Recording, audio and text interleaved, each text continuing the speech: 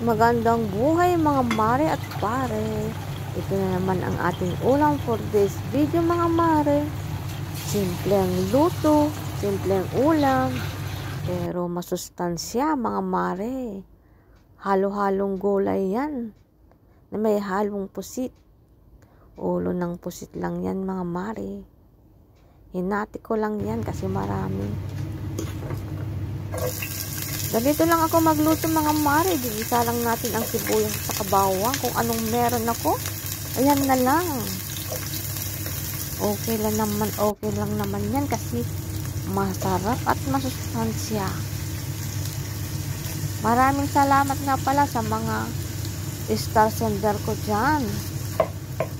Mga fan at lahat sa mga follower ko at nanonood sa aking mga video.